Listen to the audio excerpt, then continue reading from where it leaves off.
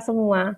Sebelum kita memulai acara di sore hari ini, marilah kita panjatkan puji syukur ke hadirat Tuhan Yang Maha Esa terlebih dahulu atas nikmat kesehatan yang diberkahi ke kita semua hari ini. Semoga setiap dari kita yang hadir akan terus berada dalam kondisi yang sehat, bahagia, dan tentunya semangat untuk terus belajar, terutama belajar hari ini ya, dengan topik yang sungguh menarik. Oke, saya ucapkan selamat datang kepada seluruh ayah bunda, bapak ibu yang hadir hari ini di acara dengan topik pendidikan Charlotte Mason untuk anak usia dini. Sebelumnya, izinkan saya memperkenalkan diri. Nama saya Fadia Alyani, tapi lebih akrab dipanggil dengan panggilan Via. Hari ini akan menemani Bapak Ibu dan Ayah Bunda untuk menjadi moderator membersamai yang hadir hari ini untuk memandu keberjalanan acara. Oke. Tentang Charlotte Mason ini sejujurnya saya tadi sempat sedikit baca-baca ya sebelum memandu acara hari ini. Jadi kalau dari yang saya baca adalah Charlotte Mason itu seorang pemikir pendidikan Inggris pada zamannya. Terus beliau akhirnya terkenal akan metode pendidikannya yang berfokus kepada karakter anak. Semoga pemahaman saya nanti bisa juga ditambahkan dengan kontributor kita hari ini yang di sebelah saya, Mbak Lili. Selamat datang, Mbak Lili. Iya. Halo. Iya. Halo, gimana Mbak Lili? Sehat? Alhamdulillah sehat. Alhamdulillah. Mbak Lili berarti sekarang posisinya lagi di mana? Di rumah. Oh, di rumah, Lagi di baik. rumah. Oke, iya. Oke, sebelum kita langsung nanti berlanjut nih, nggak sabar mendengarkan materi dari Mbak Lili. Saya jelaskan sedikit beberapa tata tertib ya. Mohon izin kepada para ayah ibu dan bapak ibu, para ayah bunda dan bapak ibu yang hadir hari ini. Oke, untuk kepada seluruh peserta yang hadir hari ini diharapkan untuk mengubah display name atau tampilan namanya menjadi nama, kemudian ada daerahnya, nama underscore daerah. Kemudian dimohon untuk mematikan, menutup, atau mute mikrofon jika tidak diperlukan. Dan nanti tentunya akan ada sesi tanya jawab. Jadi Bapak Ibu dan Ayah Bunda yang hadir hari ini boleh menanyakan pertanyaan langsung ke Mbak Lili hari ini dan memencet tombol raise hand terlebih dahulu atau boleh diketik di kolom komentar. Baru habis itu nanti dipersilahkan membuka mic jika berkenan. Baik, segitu aja. Mbak Lili, gimana langsung perkenalan dari Mbak Lili atau saya berikan sedikit ini nih tentang background Mbak Lili hari ini? Mbak Via aja? Nggak apa-apa. Oke, baik. Ya, sebelum langsung ke materinya kita kenalan sedikit. Saya izin memberikan informasi tentang siapa Mbak Lili hari ini. Oke, nama lengkapnya Lili Freshti, disapanya dengan panggilan Mbak Lili ya. Beliau adalah praktisi homeschooling dengan metode CM atau Charlotte Mason dengan domisili di Surabaya. Katanya beliau sudah kenal metode ini sekitar 10 tahun lalu. Oke, dan beliau adalah seorang ibu juga, kalau tidak salah, seorang ibu dari 3 anak, usianya 13 tahun, 7 tahun, dan 3 tahun. Kesehariannya bekerja sebagai ibu rumah tangga dan aktif pada komunitas homeschooling, dan beliau adalah salah satu dari tim inti Perkumpulan Homeschooler Indonesia atau PHI, dan founder dari Seduluran Homeschooling Surabaya. Wow, menarik banget Mbak Lili tentang homeschooling di Surabaya. Nanti bisa cek juga Instagramnya di Dulur H. Benar ya Mbak Lili? Bener. Betul. Oke, tanpa berlama-lama lagi, mungkin langsung saja Mbak Lili apa sudah siap untuk ini membagikan materi berbagi sama kita hari ini? Iya, oke. Baik, waktu dan layar. Makasih ya. Persilahkan Makasih kembali. Mbak Via. Iya. Sebelum saya share screen ya, kalau tadi Mbak Via katanya udah sempet baca-baca tentang metode CM, saya juga penasaran nih. Sebagian. Jo. Oh, sekat telepon. Iya, baik. Maaf Bu, di unmute dulu ya Bu. Halo? Pak Lupi, Bu Pipit, mohon maaf.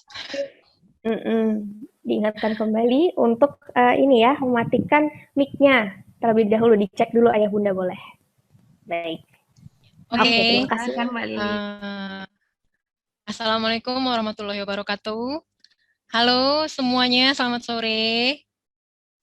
Iya, tadi Mbak Via udah cerita ya, kalau sebelumnya dia udah sempat baca-baca sedikit tentang metode CM. Tapi saya masih penasaran nih, teman-teman di sini udah pada kenal metode CM belum ya? Ada yang udah kenal metode CM belum sebelumnya? Mungkin teman-teman bisa interaksi via kolom chat ya. Saya pengen tahu aja sebenarnya. Sebelumnya udah pada kenal metode CM belum ya? Belum ya. Ada yang udah kenal belum? Oh, sudah. Oke. Sudah ya. Banyak. Oh iya, oke. Oke. Oke. Sebagian besar sudah nih ya. Nah, buat teman-teman yang udah kenal metode CM ya, sedikit banyaknya saya pengen tahu juga nih. Kira-kira metode CM itu metode yang kayak apa sih pengetahuannya teman-teman gitu? Teman-teman bisa tulis di kolom chat ya.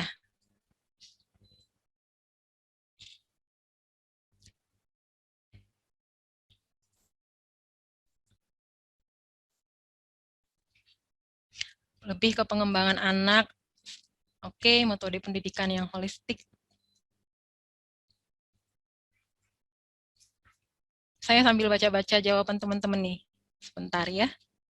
Metode pendidikan berbasis karakter. Cukup banyak juga ya yang udah ngeh metode CM sebetulnya ya. Masih ada lagi?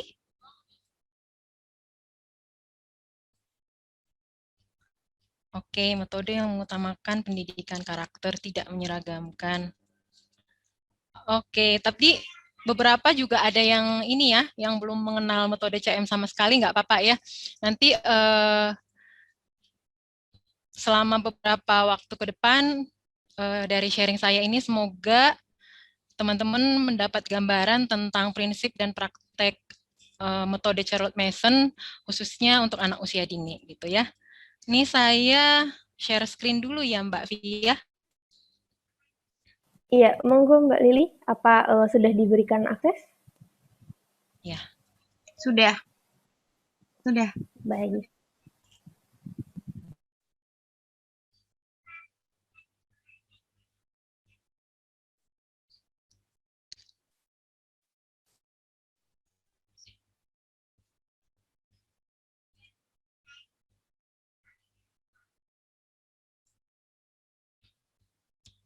Tapi kok belum bisa ya ini share screen-nya. Sebentar ya. Ini sudah muncul.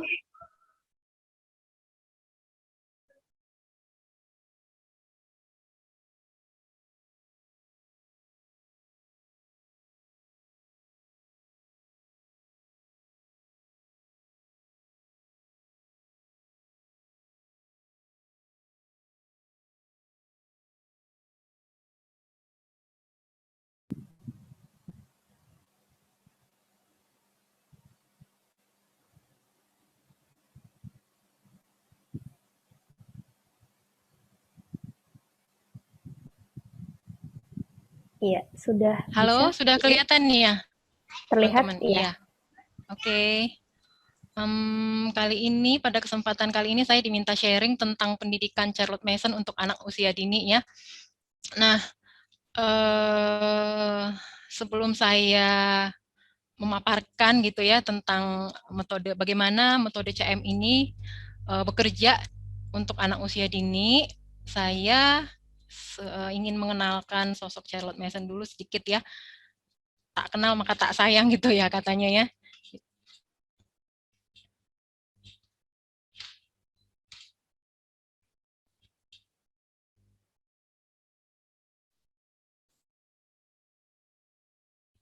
Nah, ini siapa sih Charlotte Mason ini gitu ya?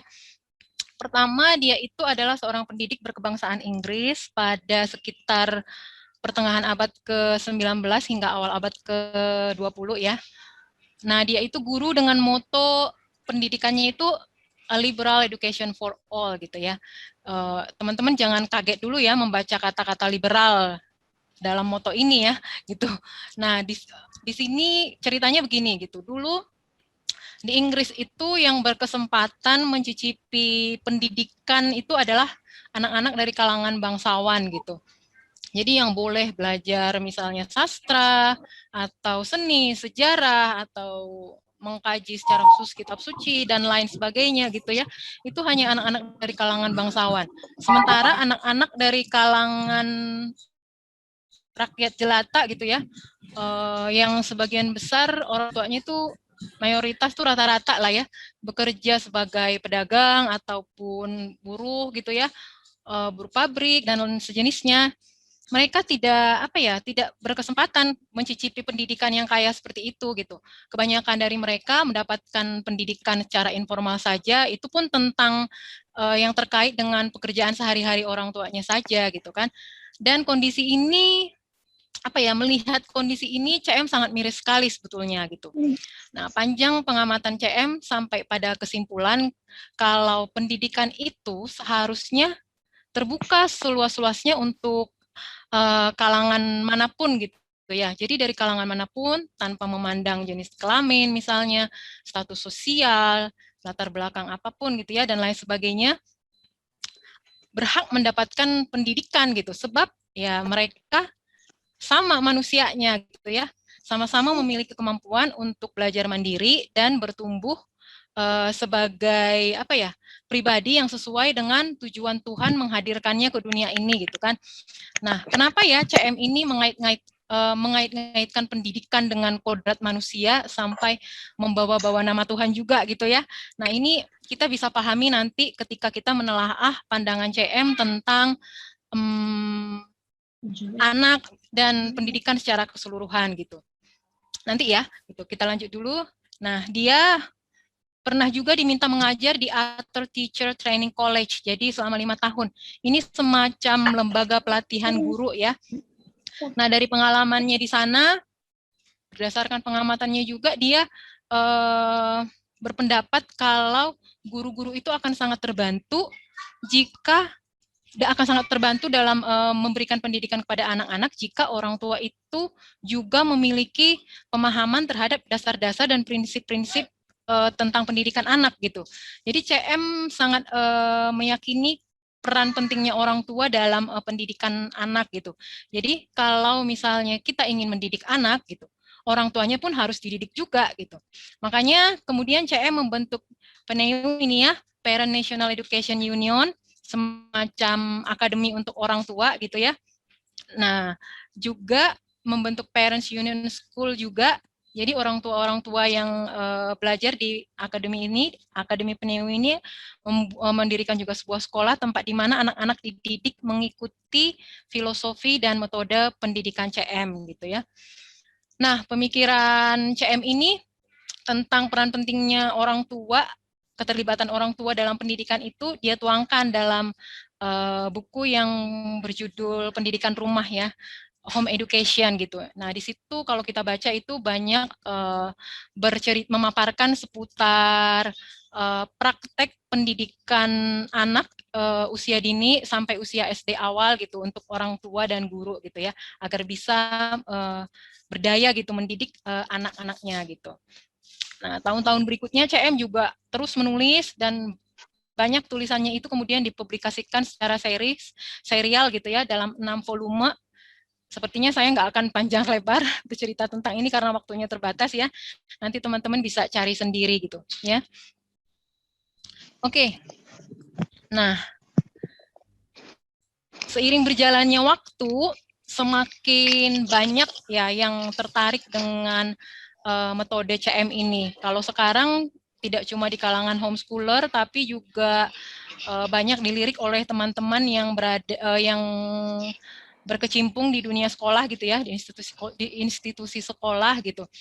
Nah, kalau kita lihat sejarahnya tadi, sebenarnya CM ini memang juga berangkatnya itu awalnya dari sekolah ya gitu.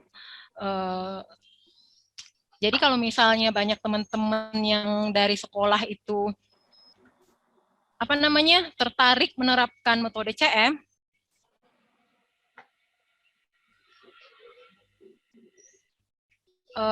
sebetulnya mungkin saja ya.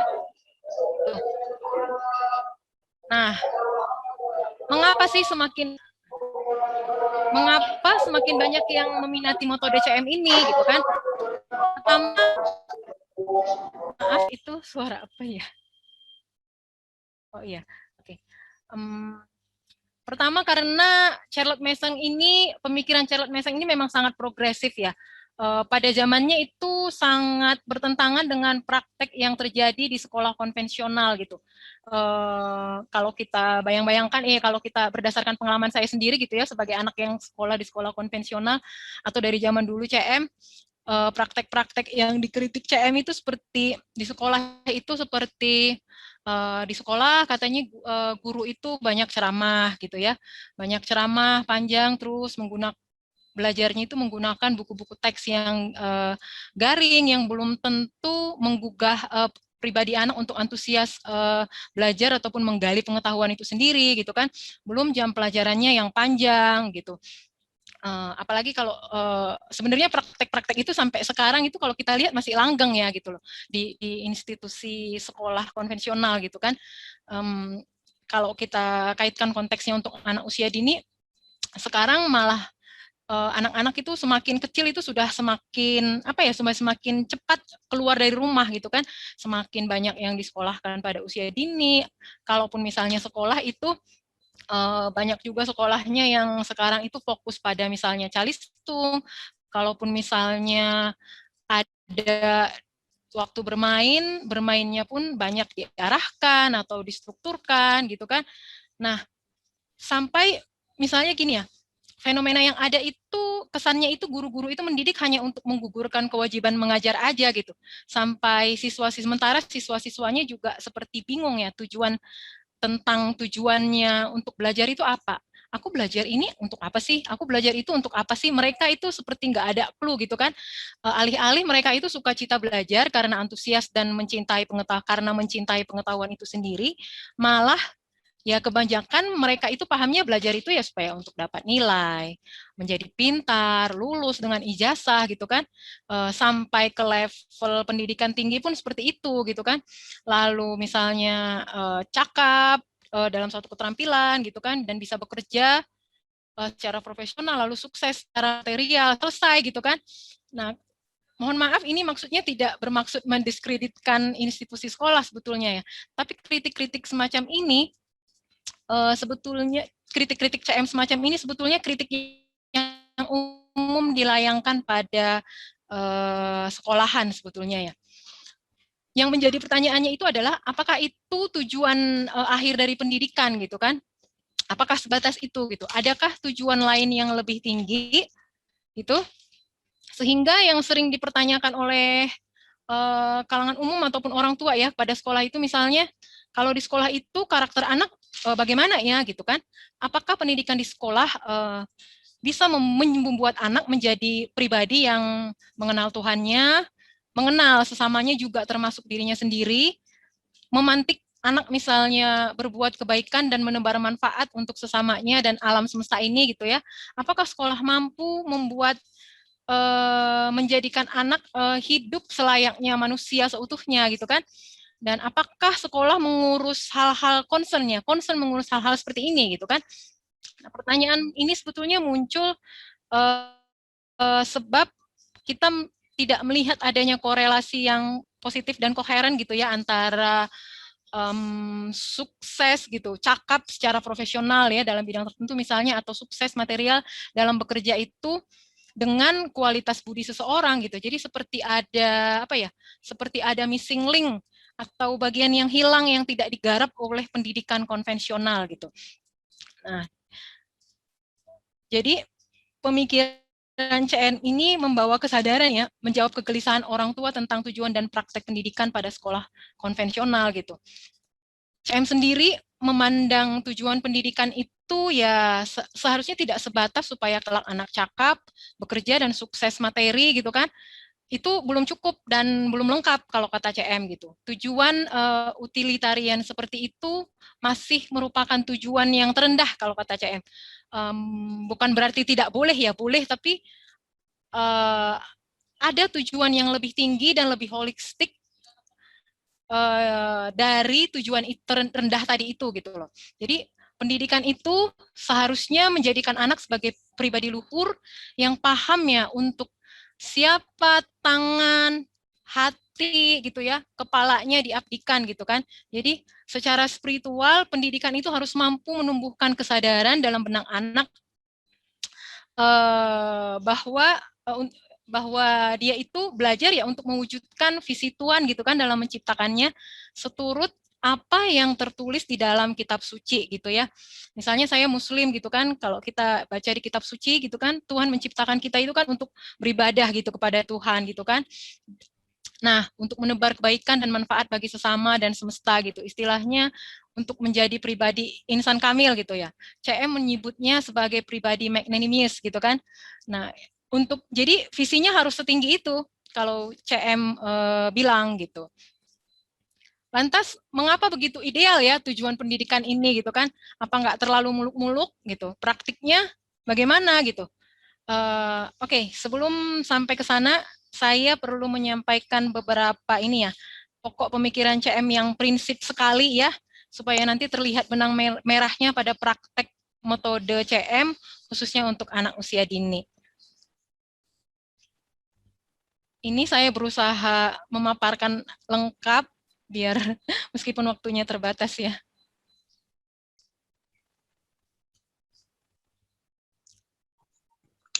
Ya, nah, kita runut dulu ya dari perspektif CM. Nah, tujuan yang tinggi itu sebetulnya berasal dari pokok pemikiran CM yang pertama ini ya, Children are born persons. Jadi, ada 20 butir filosofi pendidikan CM yang kita jadikan prinsip dalam pendidikan ya. Yang pertama dan utama adalah ini, children are born persons, kata CM. Jadi, anak itu terlahir sebagai pribadi utuh gitu. Nah, mengapa ini menjadi pokok pertama ya? Karena dari butir pertama ini, kita bisa melihat pandangan CM terhadap anak ya. Anak itu siapa sih gitu kan? Kok disebut sebagai pribadi utuh? Pribadi utuh itu pribadi yang seperti apa gitu kan?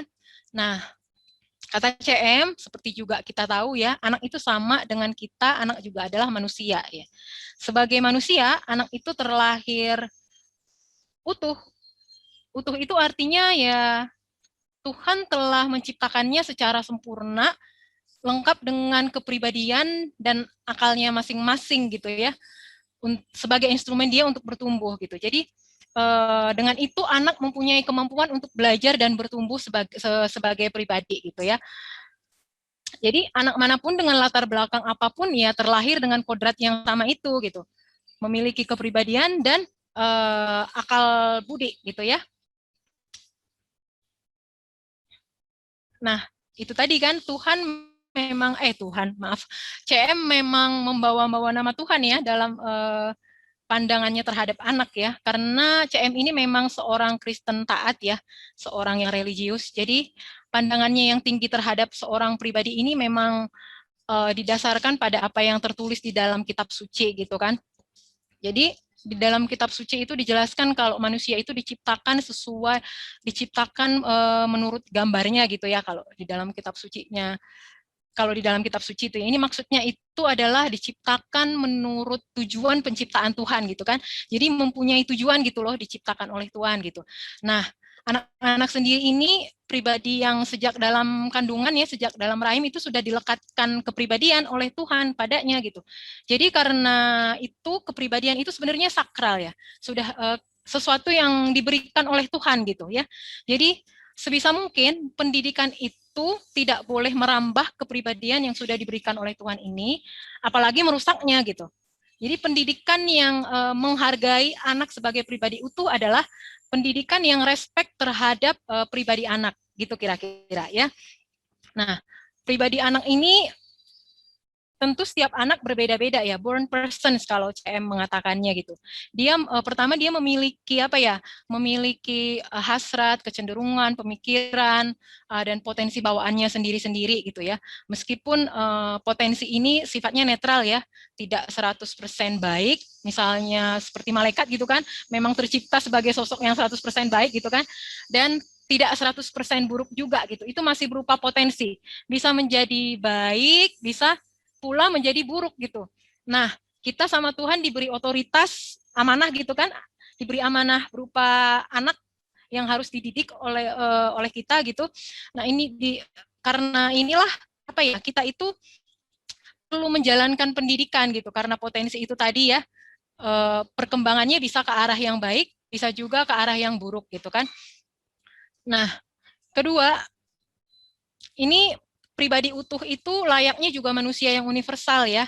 Jadi seorang manusia itu kan dilahirkan Tuhan itu nggak cuma fisiknya saja ya, jasmaninya, tapi juga lengkap dengan akal budinya gitu kan.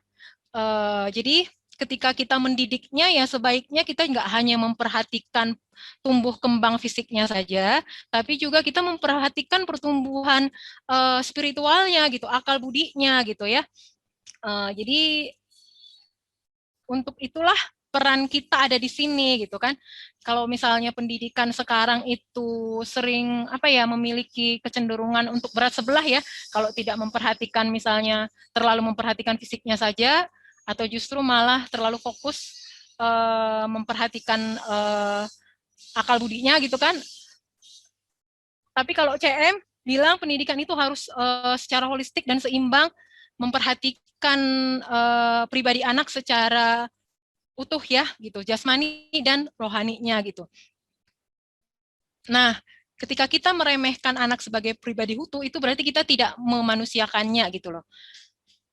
Jadi pendidikan yang meluhurkan pribadi itu adalah pendidikan yang tadi harus respect pada kepribadian anak gitu ya, yang khas dan secara holistik itu adalah manusia gitu kan. Juga harus memperhatikan apa ya? Memperhatikan ini praktiknya yang sejalan dengan kodrat tadi gitu. Nah, seperti apa misalnya? Jadi dari pandangan ini kita kan jadi tahu pendekatan pendidikan seperti apa sebetulnya yang harus kita lakukan kepada anak gitu ya. Pendidikan yang respect pada pribadi anak. Nah, itu yang seperti apa? CM mengatakan ada nih, ada 3 pendekatan pendidikan yang respect terhadap pribadi anak gitu ya. Jadi segala kerja praktek pendidikan CM nantinya akan didasarkan kepada ketiga prinsip ini ya. Pendidikan itu adalah dengan pendekatan atmosfer, dengan pendekatan disiplin, dan dengan pendekatan ide-ide suguhan ide-ide hidup ya. Suguhan ide-ide hidup sebagai makanan spiritual bagi akal budi gitu ya.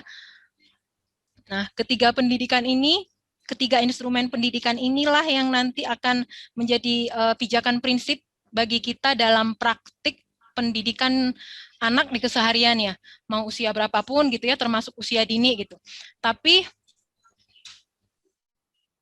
khusus untuk anak usia dini nanti kita lihat bedanya apa dengan usia-usia lain. Tapi sebelumnya saya ini dulu ya, sampaikan dulu sekilas tentang kerja pendidikan ini. Nah, prinsip atmosfer itu maksudnya anak belajar bertumbuh dari lingkungan alaminya selayaknya bernafas dari udara sekitarnya gitu ya.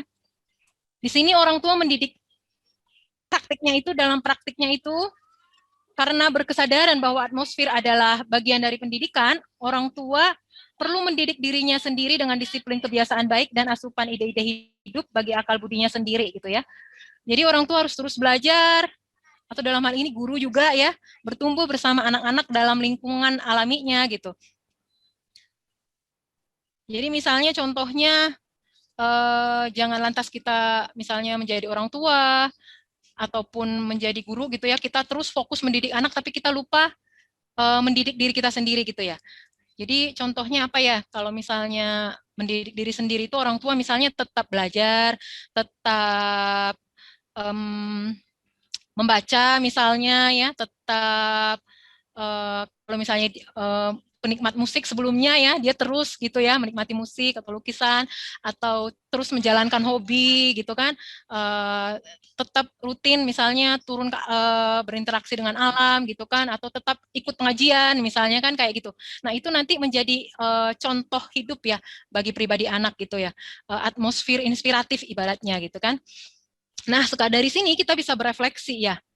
sejauh ini lingkungan seperti apakah yang saat ini telah mengelilingi anak-anak kita gitu kan? Atmosfer seperti apa yang mereka hirup dari sekitarnya gitu. Nah, ini jadi bahan refleksi kita setiap hari ya, karena kita sadar bahwa atmosfer ini adalah bagian dari pendidikan gitu. Yang kedua, disiplin. Teman-teman bisa baca sendiri ya. Di sini disiplin adalah maksudnya anak belajar dari kebiasaan-kebiasaan baik ya, yang dilatihkan dengan tujuan yang jelas, secara terencana dan teratur, juga bertahap sesuai usia dan kemampuan anak ya. Ini disiplin ini membantu anak dapat mengendalikan diri dan mengatur kehidupannya, juga kehidupan kita agar lebih mudah dan mulus gitu. Praktiknya itu anak memiliki 1 atau sampai 3 rencana latihan kebiasaan baik ya, yang paling prinsip untuk dilatihkan padanya saat itu gitu ya. Baik bagi tubuhnya, kehendaknya ataupun pikirannya gitu. Contoh misalnya untuk yang paling prinsipil untuk anak usia dini misalnya kebiasaan patuh ya, kebiasaan memperhatikan dan lain-lain. Nanti ada banyak kebiasaan baik ya, itu bisa kita telaah sendiri gitu. Nah, di sini juga kita berefleksi ya. Refleksi ini bagian dari kita mengevaluasi anak, pendidikan yang kita berikan kepada anak ya sebetulnya. Ini sudahkah kita melatihkan kebiasaan baik pada anak gitu kan? Kebiasaan baik apa saja yang sudah mereka miliki misalnya kan? Dan yang perlu kita latihkan gitu. Adakah kebiasaan buruk anak yang perlu segera kita siangi gitu kan? Berikutnya adalah instrumen ide hidup. Nah, ide hidup ini karena kita ingin juga memperhatikan pertumbuhan akal budi ya. Jadi akal budi anak itu ya, seperti tubuh fisiknya juga butuh makan bergizi seimbang dan bernutrisi tinggi gitu ya. Nah, makanan akal budi ini sifatnya spiritual itu adalah ide-ide hidup gitu. Anak akan belajar dan bertumbuh dari asupan ide-ide hidup ini yang kita pasok dari akal budinya secara rutin dan seimbang setiap harinya. Jadi selayaknya kita memperhatikan asupan dan gizi tubuhnya gitu kan ya. Nah, karenanya anak butuh juga kurikulum yang kaya gitu, kaya akan ide-ide hidup gitu kan ya. Nah, ini bisa jadi bahan refleksi kita ya. Asupan seperti apa yang telah kita berikan bagi akal budi anak gitu. Buku-buku seperti apa yang kita bacakan untuknya gitu. Apakah anak berelasi secara intim dengan alam dan Tuhan penciptanya juga sesamanya gitu ya.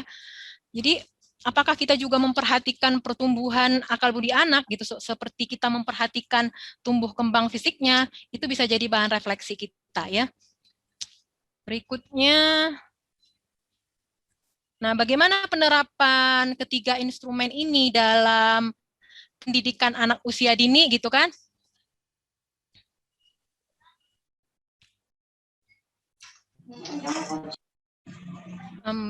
Iya.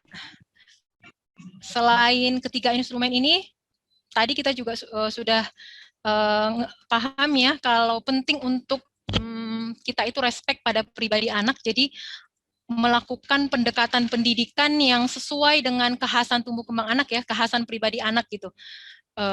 Jadi kalau anak usia dini itu ya 6 tahun pertama kehidupannya itu sangat penting, kata Charlotte Mason ya. Ini menjadi fondasi bagi tumbuh kembang anak pada fase pendidikan dan kehidupannya selanjutnya gitu. Nah, fase ini memiliki kekhasan tertentu ya, yang berbeda tentunya dengan fase-fase lain berikutnya gitu ya. Sesuai dengan hukum fisiologi dan psikologi ya. Makanya CM sangat menyarankan orang tua juga selain belajar tentang pendidikan anak itu sekaligus juga belajar tentang hukum fisiologi dan psikologi ya, sangat terkait dengan pribadi soalnya ya. Jadi apa sih kekhasan pribadi anak usia dini? Ini teman-teman bisa baca ya. Jadi pada fase ini anak sangat membutuhkan atmosfer cinta dan pemeliharaannya. Ini penting untuk memberikan rasa aman dan percaya baginya ya akan dunia ini gitu ya. Jadi dia merasa aman dan percaya bahwa dunia ini adalah tempat yang apa ya? Tempat yang aman gitu, tempat yang baik untuk bertumbuh gitu loh. Lalu anak usia dini itu karena memilih apa ya? Karena memang sudah memiliki kodrat alami sebagai pembelajar ya, dia rasa ingin tahunya tinggi gitu. Nah, dengan rasa ingin tahu yang tinggi yang masih alami ini, dia mempunyai kebiasaan berinisiatif yang tinggi juga. Jadi keinginan belajarnya juga tinggi. dan rasa haus akan pengetahuannya juga tinggi gitu. Jangan sampai misalnya pendidikan yang kita lakukan itu malah memupus rasa ingin tahunya, kebiasaan berinisiatifnya, keinginan belajarnya, dan rasa cintanya pada pengetahuan gitu kan. Karena sudah kodenya dia memiliki ini gitu. Lalu anak usia dini itu suka berpikir kritis ya, untuk memahami kehidupan sekitarnya. Ini terkait dengan aktivitas arsitektur otak dan jalur saraf yang terbangun di dalam dirinya gitu ya. Jadi masa ini adalah masa yang sangat sibuk sebetulnya dalam bagi pribadi anak gitu. Jadi dia di kepalanya itu sangat sibuk misalnya menaut-nautkan banyak hal, mencoba hal-hal baru gitu kan. Mencoba menguji hal-hal baru, menghubung-hubungkan satu hal dengan hal lainnya. Dia itu sudah sangat sibuk dengan hal-hal tersebut sebetulnya gitu kan. Jadi kalau misalnya kita sibuk, tujuannya itu yaitu untuk memahami kehidupan yang ada di sekitarnya gitu ya, termasuk untuk memahami dirinya, emosinya gitu kan. Jadi kalau misalnya kita distraksi dengan kesibukan-kesibukan yang sebetulnya tidak penting dan fondasional gitu kan untuk masa ini, itu justru kita itu ya itu tadi mendistraksi proses ini gitu loh, ya kan. Lalu anak usia dini itu belajarnya dari pengalaman langsung, konkret ya. Ini terkait juga dengan dasar perkembangan otaknya ya. Anak usia dini juga fase ini belajar lebih cepat ya dibanding fase lainnya ya, gitu. Nah, masa-masa ini juga masa-masa fondasi seperti yang saya sampaikan tadi ya, fondasi untuk masa depan. Jadi anak yang sehat, ya kalau masa kecilnya sehat, bahagia gitu kan, tumbuh kembang jasmani dan rohaninya secara utuh misalnya terpenuhi, insya Allah ke depannya juga dia bisa melalui masa-masa ke depannya dengan lebih baik gitu kan, lebih mudah gitu. Nah, tapi terkait dengan potensi yang tadi tidak netral itu ya, punya kecenderungan ke arah yang baik dan yang buruk, dia juga punya kehendak dan pertimbangan moral yang belum terlatih. Nah, di sini dia butuh pendidikan ya, butuh pendidikan holistik. Ya, salah satu instrumennya tadi ya, dengan instrumen yang tadi disebutkan ya, pendekatannya. Lalu, anak usia dini perlu stimulasi segenap indera ya dan akal budinya. Ini dia juga memerlukan asupan bergizi dan pendidikan holistik ya. Ya kalau kita lihat anak usia dini itu kenapa kok suka sekali bergerak gitu kan, atau kenapa kok suka sekali bertanya gitu kan? Ya itu memang karena indera dan akal budinya itu sedang bergejolaknya gitu kan, sedang berkembang pesat gitu. Nah, menyadari hal ini, disinilah peran kita untuk memberikan pendidikan baginya gitu ya. Nah, ini juga terkait dengan hal yang tadi, dia adalah fase meniru ya, fase meniru yang tinggi. Ini terkait juga dengan kodrat belajar alami anak usia dini gitu ya. Jadi dengan melihat apa kesibukan yang terjadi ya di dalam pribadi anak usia dini selama 6 tahun pertama ini, dan kita jadi tahu ya sebetulnya apa yang prioritas sih untuk kita lakukan gitu ya dalam pendidikan bagi anak usia dini. Kalau faktanya seperti ini gitu kan.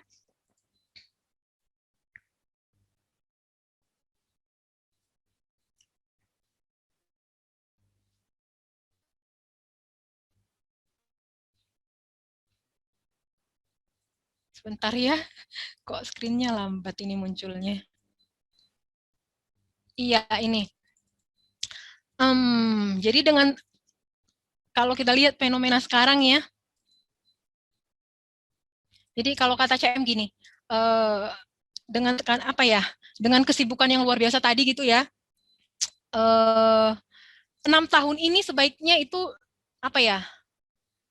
sebentar, jadi kalau kita lihat sekarang itu malah marak yang terjadi sebaliknya gitu ya.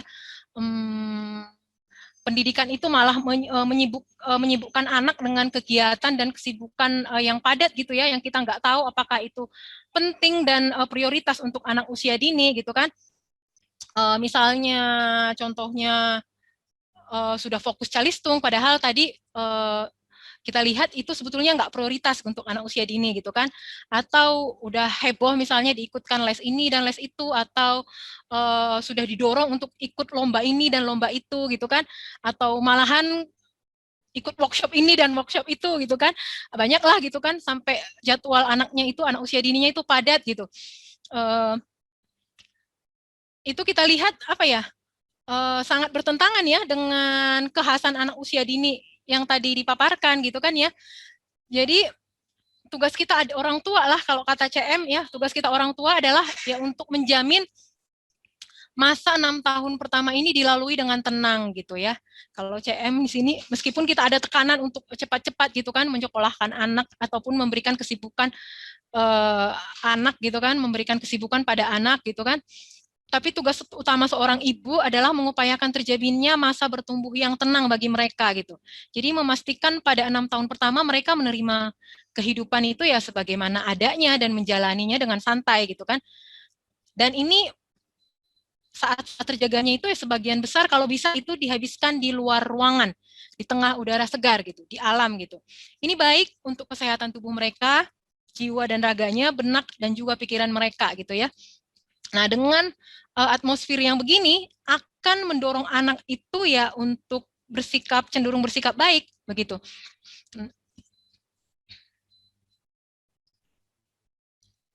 Ya, jadi apa ya? Dari sini kita bisa dapat insight ya. Sebetulnya tentang apa yang menjadi fokus dan prioritas bagi kita dalam pendidikan anak usia dini gitu ya.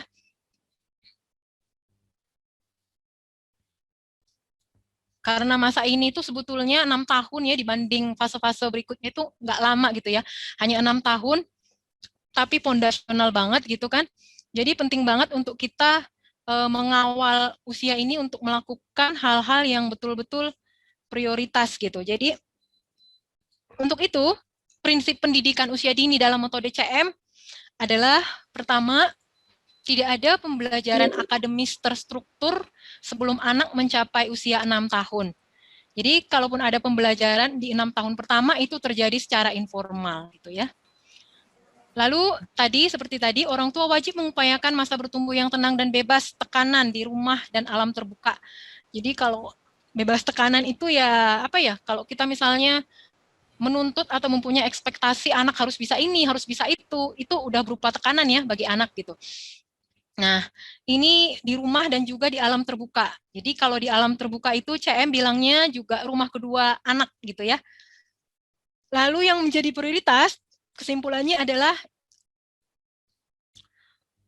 habit training ya, melatihkan anak kebiasaan baik, lalu memberi pasokan ide-ide hidup bagi akal mudinya, lalu kalau ada pembelajaran itu seturut dengan keingintahuan anak ya, child-led learning ya, terus banyak-banyak bermain bebas, tak terstruktur.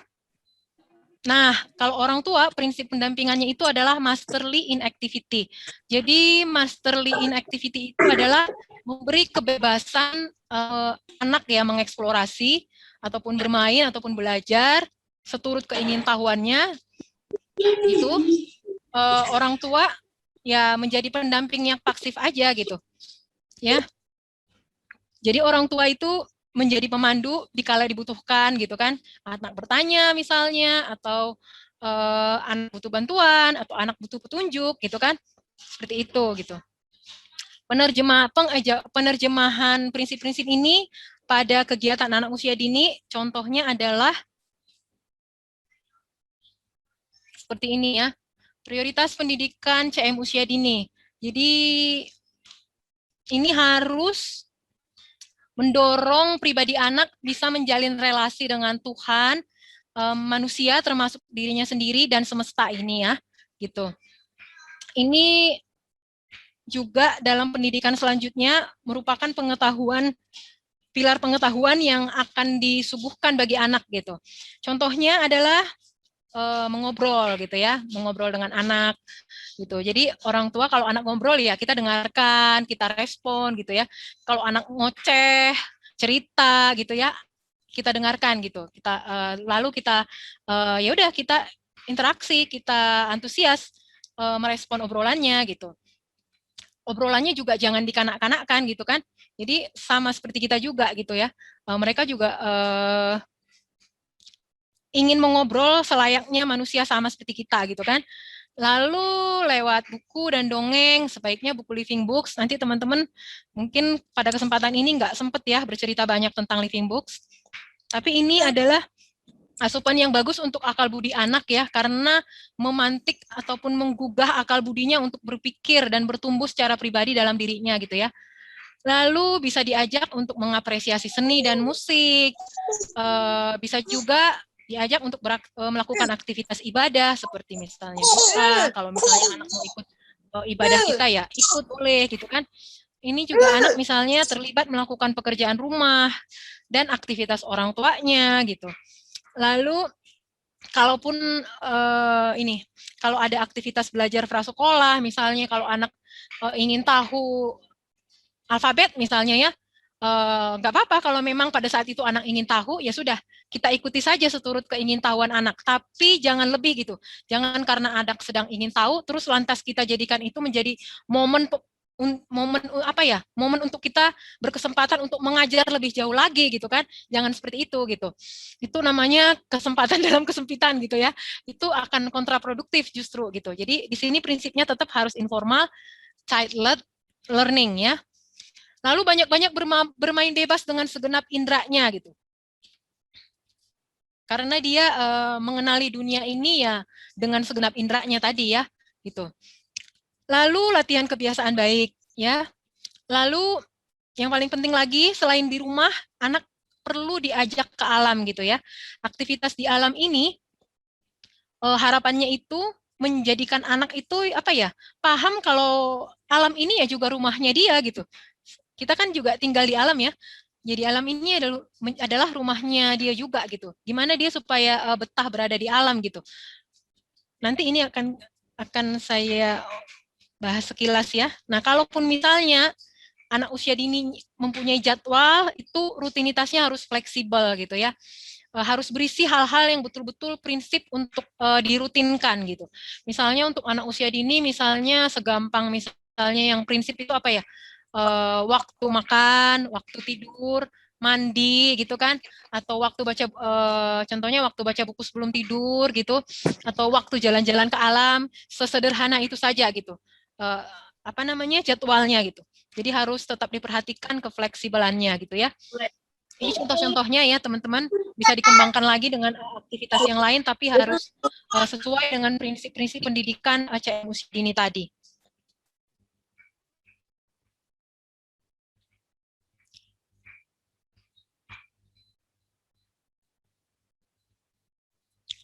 Iya, ini khusus tentang mengajak anak ke alam ya.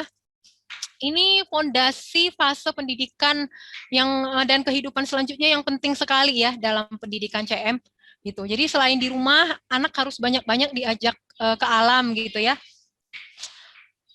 Kenapa gitu? Nah, alam ini adalah medium atmosfer, disiplin, dan suguhan ide hidup tadi gitu. Di sini bisa kita lihat mengapanya ya.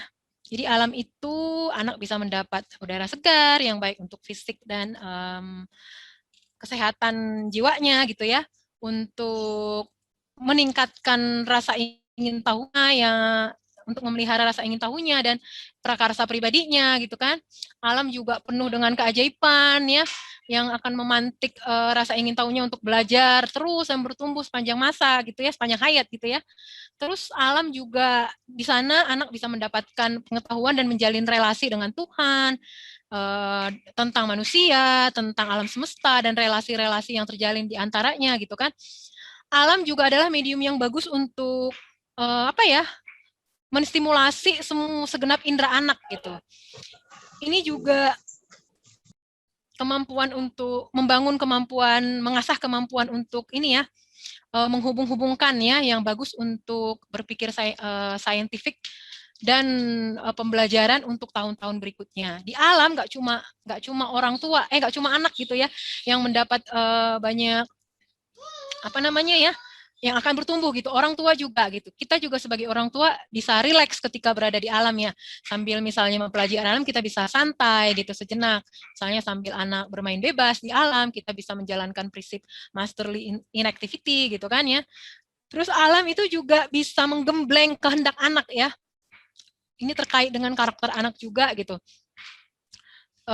Juga melatih daya perhatian anak dan kepekaan anak terhadap keindahan. Masih banyak lagi kalau kita runut gitu ya. Apa saja pentingnya gitu kan anak banyak-banyak diekspos pada alam dan diajak berinteraksi dengan alam gitu.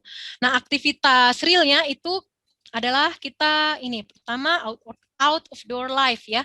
Kita ajak anak ke alam dengan bermain bebas gitu ya di sana, tidak terstruktur, atau misalnya camping, piknik, panjat pohon ya, interaksi sosial gitu dan lain-lain sebagainya gitu kan.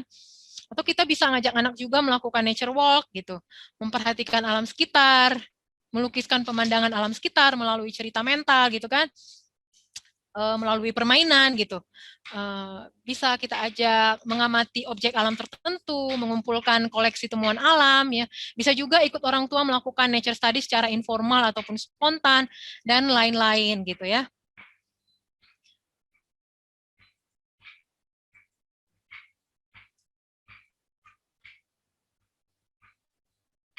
Mungkin saya udah banyak ini, udah panjang lebar ya. Inginnya ini sih memaparkan banyak hal, tapi mengingat waktunya sangat singkat ya. Jadi ini terakhir ya. Sebetulnya gini, dari pemaparan yang tadi itu, saya ingin menyampaikan kalau penting sebetulnya untuk kita menyadari apa ya secara bijak gitu ya, menyadari tujuan pendidikan kita gitu kan. Lalu prinsip-prinsip yang mendasari kita dalam menjalankan pendidikan gitu.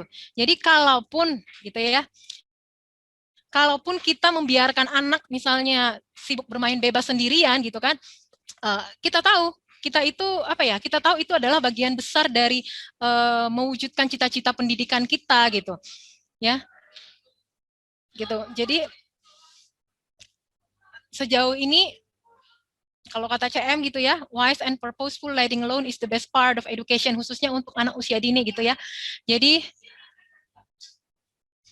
karena masa-masa ini hanya sebentar gitu kan, jadi penting untuk kita mengawal pendidikan pada masa-masa ini gitu. Sebenarnya masih banyak ya yang ingin saya sampaikan, tapi sepertinya waktunya sudah sangat terbatas gitu. Mungkin itu saja Mbak Via, nanti bisa di ini aja dilanjutkan kalau ada sesi tanya jawab gitu. Iya. Benar, iya. Iya. Wow. Terima Terima kasih kasih ya. banyak. Iya, Mbak Lili, Sudah ini menyimak. kita yang di sini pasti mendapat banyak sekali insight baru tentang CM ya, dan saya juga akhirnya dapat banyak pengetahuan juga tentang pentingnya tahu kenapa kita memberikan pendidikannya gitu ya, supaya kalau Iya.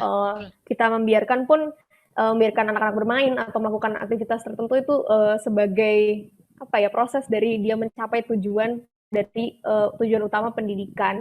Terus Betul, ini betul. juga ya Mbak, berkaitan juga sama itu tadi yang saya jadi tertarik juga karena berkaitan sama psikologi kan ya. Kebetulan saya sendiri lagi belajar dan itu bener banget yang katanya kalau kenapa pendidikan waktu masa 6 tahun pertama itu penting karena nanti pasti akan berkelanjutan juga mempengaruhi proses perkembangan sang anak berikutnya gitu ya Mbak Lili. Iya. Iya, betul banget. Iya. Jadi justru karena sebentar banget tidak seharusnya kita melakukan praktek-praktek pendidikan yang tidak sesuai dengan tujuan besar kita kan ya, sayang sekali sebetulnya gitu. Betul. Oke, ini sebelumnya saya izin tanya dulu ke Bu Ika. Bu Ika, ini masih ada waktu kah untuk melakukan sesi tanya Ini? jawab? Ya, masih. Saya stop share kah ya? Ya, boleh. Boleh. Silakan. Oke. Baik, untuk Baik. Bapak silakan yang mau bertanya. Monggo Mbak Via. Iya, iya tadi boleh langsung ditanyakan dengan raise hand, menggunakan fitur raise hand atau boleh diketik di kolom chat ya berarti Bu Ika untuk pertanyaan-pertanyaannya.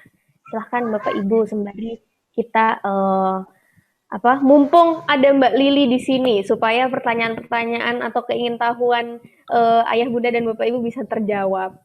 Oke, saya coba sekalian cek di kolom chat apa sudah ada pertanyaan tertentu. Oke.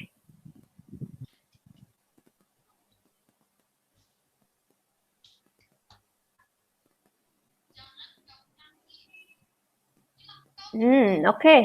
Ada satu pertanyaan dari dari Bu Ratih dari Bandung ya. Ini saya mohon izin bacakan buat Mbak Lili. Mbak Lili, Iya, silakan. apakah narasi sama dengan menceritakan ulang suatu bacaan, dan apakah anak usia 6 tahun sudah perlu diajarkan untuk bernarasi? Bagaimana Mbak Lili? Oke, narasi ya. Narasi ini metode inti pendidikan CM pada fase akademis sebetulnya ya. Jadi kalau anak usia dini 6 tahun ke bawah ya, itu belum wajib melakukan narasi gitu. Tapi fondasi untuk menarasi ini penting untuk kita bangun pada masa-masa usia dini ya gitu. Jadi fondasinya oke, narasi ini sebenarnya benar seperti kata Mbak tadi, itu adalah menceritakan ulang apa yang kita bacakan ataupun yang dia baca sendiri gitu ya.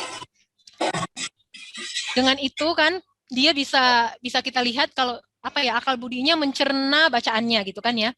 Nah, dan ini fondasinya sebetulnya dilakukan mulai sejak usia dini gitu. Dengan tadi misalnya contohnya kita banyak mengobrol dengan anak gitu ya. Gitu. Jadi itu akan menstimulasi apa ya? Verbalnya gitu kan. Juga dengan kita banyak-banyak membacakan buku, terutama buku-buku living books ya. Karena buku-buku living books ini adalah buku-buku yang akan menjadi buku-buku pelajaran pada fase-fase akademis dalam pendidikan CM gitu ya. Terus banyak misalnya mengajak anak bermain di alam, itu juga bisa menstimulasi verbalnya juga, rasa ingin tahunya, atau kemampuan berpikirnya untuk mengungkapkan sesuatu, untuk bertanya gitu kan, untuk berani berbicara gitu. Nah, seperti itu sih. Tapi untuk narasinya sendiri gitu, itu baru dilakukan setelah fase akademis. Cuma fondasinya kita bisa apa ya, kita pelihara, kita bangunkan sejak usia dini gitu. Baik, wow, oke. Ini semakin banyak banget Mbak Lili pertanyaannya. Ya, Tapi silahkan. sebelumnya tadi ada ternyata sudah ada satu dari Ibu Aprilia dari Magelang. Kalau contoh-contoh dari apa saja yang termasuk dari ide-ide hidup? Tadi kan ada Ya. 3 Mbak Lili, terus contoh dari ide-ide hidup itu seperti apa? Kalau boleh tahu. Ya, ide-ide hidup itu sederhananya adalah ide-ide yang apa ya, yang menstimulasi akal budi anak ya, yang menggugah akal budi anak untuk berpikir, untuk berimajinasi, untuk bertumbuh ke arah keluhuran, yang mengasah pertimbangan moralnya tanpa harus kita jejali dengan pesan moral gitu kan. Tapi dari dalam dirinya tumbuh kesadaran gitu kan, kesadaran moral itu gitu. Dan ini ada contohnya di dalam buku-buku living books ya, buku-buku utuh gitu, buku-buku cerita sastrawi gitu. Dan juga di alam bebas itu juga sumber ide-ide hidup. Nah, itu justru ide-ide hidup yang sumbernya langsung dari Tuhan gitu. Ya. Jadi Tuhan itu ya apa ya? Nggak cuma kita yang mendidik anak-anak kita gitu loh. Kalau kita misalnya mengajak anak-anak ke alam, itu Tuhan, kita juga bisa lihat keterlibatan Tuhan langsung dalam mendidik anak-anak kita gitu ya. Nah, terus misalnya juga dalam seni, dalam musik gitu kan, misalnya dalam lukisan atau musik, puisi gitu. Banyak lagi sih sumber ide-ide hidup itu sebetulnya ya. Tapi kebanyakan itu ya ada di buku-buku ya, karena pemikiran kata CM, pemikiran-pemikiran terbaik itu disimpannya di dalam buku, ya, buku yang utuh gitu, buku yang lengkap menyajikan suatu pemikiran gitu kan, gitu sih. Baik, oke, ini kebetulan Mbak Lili ternyata ada yang raise hand saat ini. Boleh kita berikan kesempatan mungkin untuk langsung mengungkapkan pertanyaannya dari Bu Zelia Edelin. Oh iya, silahkan Mbak Zelia. Ya, selamat sore Mbak Lili. Selamat sore Mbak Zelia. Iya, saya pernah ikut kulwapnya Mbak Lili ya 2 kali tentang pendidikan CM. Oh iya. Terus yang mau saya tanyakan Mbak tentang living book. Oh iya. Sedikit tentang living book. Nggak apa-apa kan? Enggak Jadi apa-apa. anak saya itu umurnya 4 tahun. Untuk living book referensi dari CM itu yang ada Beatrix Potter dan Winnie the Pooh. Nah, itu dia kurang tertarik, Mbak. Tiap malam sih kami ada aktivitas baca ya sebelum dia tidur, tetapi dia tidak tertarik untuk buku tersebut, entah karena bukunya masih itu saja. Kemudian saya ikut klub Read Aloud. Nah, di situ banyak referensi buku yang mungkin kalau dari ciri-ciri living sih ya belum terlalu living, tapi karena bukunya menarik ya, banyak gambar-gambarnya. Nah, anak saya tiap malam sukanya itu. Yang saya khawatirkan nanti kalau dia kecanduan sama buku yang agak tweedle begitu, nanti tes dari living book itu dia sudah tidak suka, Mbak. Nah, untuk mengembalikan tes dari living book ke anak usia 4 tahun itu gimana? Iya, iya. Terima kasih ya, Mbak. Iya, oke Mbak Zelia. Ya, memang ininya ya, pentingnya kita mengobservasi anak ya. Jadi kalau living books itu memang sebetulnya bukan buku yang mudah juga ya, gitu untuk dicerna gitu kan. Perlu pembiasaan juga untuk membacanya gitu. Kalau misalnya anak disodori buku yang mudah dengan buku yang sulit, tentu anak memilih yang mudah ya. Itu sesederhana kalau misalnya anak dikasih makanan manis gitu ya, kasih permen gitu kan, enak gitu kan, tinggal isep-isep gitu. Apakah dikasih makan misalnya sayur kukus gitu kan, pasti dia memilih permen gitu kan, gitu. Nah, untuk itu bukan berini ya. Jadi gini, untuk anak usia dini kenapa sih sebaiknya anak itu lebih banyak diekspos dengan living books? Karena ini terkait dengan kita mendidik seleranya gitu ya. Jadi kalau sejak kecil dia sudah terbiasa berselera terhadap living books, nanti besarnya juga selera ini akan terpelihara, akan terjaga gitu. Karena dalam pendidikan CM, buku-buku pelajarannya itu adalah buku-buku kualitas living books gitu. Kalau sejak kecil dia sudah emoh gitu kan, nanti pada fase berikutnya dia akan kesulitan gitu. Pada fase-fase selanjutnya gitu, kalau misal pun dia membaca buku-buku lain di luar living books, itu sebetulnya ya nggak apa-apa ya, karena dia sudah punya selera terhadap living books gitu kan. Jadi kalau dalam konteks tadi kasusnya anak Mbak Zelia itu ya, kalau memang sudah terlanjur keenakan gitu ya dengan buku-buku non living books apalagi masih kecil sehingga membuat dia menolak dibacakan living books gitu. Kalau nggak menolak sih sebetulnya nggak masalah ya gitu. Nah, kalau lantas sekarang membuat dia menolak membacakan living books, itu berarti kita perlu memprogram ulang kebiasaan membacanya gitu. Karena kita yakin ya, masa ini penting untuk mendidik selera anak dalam membaca living books gitu. Nah, memprogram ulang ini bisa lewat pembiasaan ya, habit training gitu. Jadi misalnya kalau memang kalau habit training ini bisa jadi topik bahasan tersendiri ya, panjang banget ceritanya gitu kan. Intinya kita karena yakin itu adalah sesuatu yang prinsip, kita harus tegas dalam menjalankan pendidikan ini gitu. Jadi misalnya kalau di contohnya kalau di rumah ya sudah setiap malam ketika mau tidur misalnya mama hanya mau membacakan living book gitu kan. Jadi adik misalnya boleh membaca buku yang ini tapi misalnya setelah membaca living book. Nah, itu kan kembali lagi ke cara kita ya memenangkan respek anak ya. Memenangkan apa ya kehendak anak gitu kan. Jadi adik misalnya kalau mau baca buku ini boleh, tapi yuk kita baca living book dulu gitu kan. Kalau misalnya buku living booknya seperti Patrick Potter itu masih ketinggian untuk anak, kita bisa turunkan levelnya. Gitu. Memang untuk anak 4 tahun buku Patrick Potter itu ketinggian ya. Itu biasanya dipakai untuk anak usia dini akhir gitu. Jadi bisa teman-teman mungkin memang kendalanya juga ya. Kebanyakan living books itu bahasa Inggris ya untuk anak-anak usia dini. Jadi buku-buku lokal itu masih sangat sedikit gitu yang diterjemahkan ataupun memang yang ditulis oleh penulis-penulis lokal yang bercita rasa living book. Nah, ini memang jadi PR kita sama-sama ya, terutama di tim kurikulum Charlotte Mason ID ya, kerjanya masih seputar ini juga gitu. Tapi mungkin teman-teman bisa coba misalnya buku-buku living books yang bergambar gitu ya, yang rekomendasi Ambleside online gitu supaya bisa ini sih punya punya wawasan dan hasanah tentang living book itu seperti apa sih yang untuk usia dini gitu kan. Dari level yang paling sederhana yang misalnya kalimatnya masih satu kalimat, lalu lanjut satu paragraf atau lanjut misalnya satu halaman, itu memang bertahap diberikan sesuai dengan usia anak gitu. Iya. Seperti itu, Mbak. Semoga jelas ya. Jelas sih, Mbak. Tapi aku nggak tahu kalau misalnya di CM itu ada level yang saya tahu ya cuma year 0. Year 0 itu ya berarti untuk PAUD ya. Iya, Untuk betul. usia dini. Untuk usia Tapi yang dini, di bawah year nama 0 dari itu. Beatrix Potter itu ada referensi nggak, Mbak? Judul bukunya. Year 0 itu untuk anak usia dini, tapi kita perlu pahami itu secara nggak kaku ya. Usia dini itu kan usia 0 sampai 6 tahun.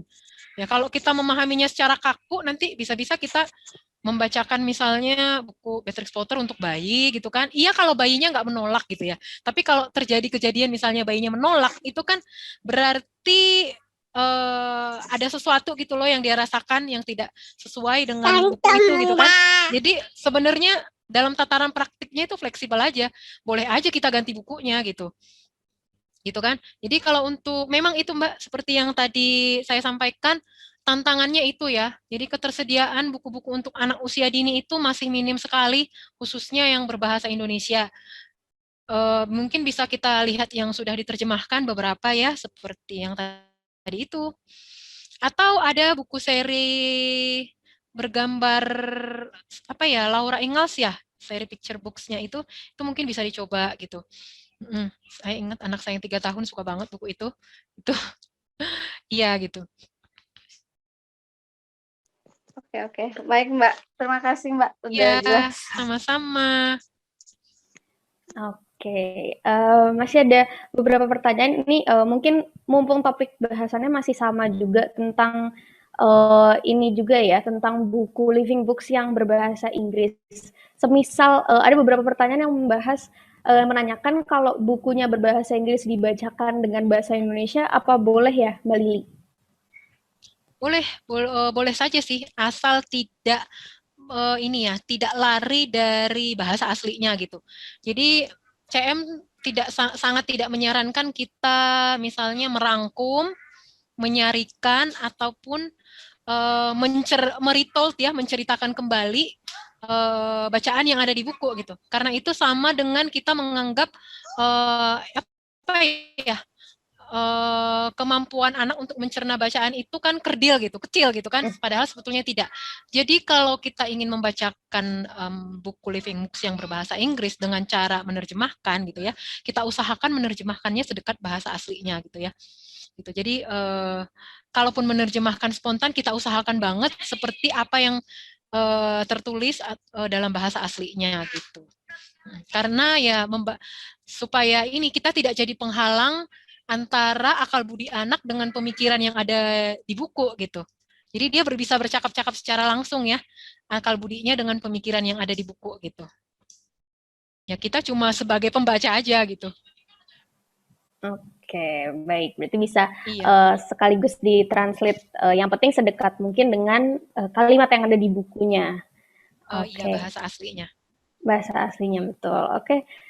Berikutnya, semoga masih cukup nih, masih banyak pertanyaan dari Mbak Feni dari Pekanbaru menanyakan kalau aktivitas belajar prasekolah gimana sih caranya menciptakan lingkungan yang child-led learning?